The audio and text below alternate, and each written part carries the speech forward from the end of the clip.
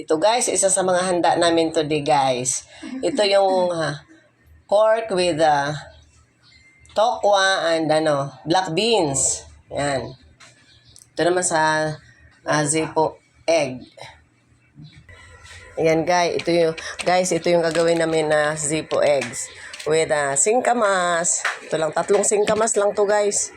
Yan. Kaya makalat pa yung lamesa namin guys. Yan, gulay sa pansit, yan. Tsaka ito spaghetti guys. Yan guys, yung niluto ko na manok.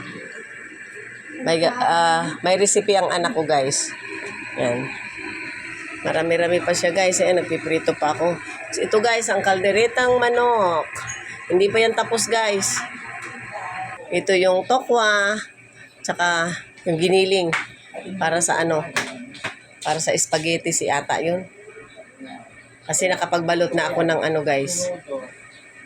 Yan guys, nakapagbalot na ako ng lumpia. Yan. Chicken buffalo wings yan. Yan. Yung anak ko ang cook guys. Yan guys. Yan. Siya ang cook. Piniprito ko pa. Yan. Medyo marami kasing manok. Nagba-vlog din siya. Ito yung kaldereta ko. Chicken kaldereta. Yan na rin Okay yung guys. kaldereta ko. Yan. Tapos naman guys, ito yung Chicken kaldereta yan. lulutuin ng anak ko na na paksiw na lechon. Ito pala nagamit? Maanghang. Yan Medyo guys. spicy. Ayan guys, ang birthday celebrant. 71 years old. Lulutuin ko Happy pa yung birthday, sabato Toy. with sesame seed and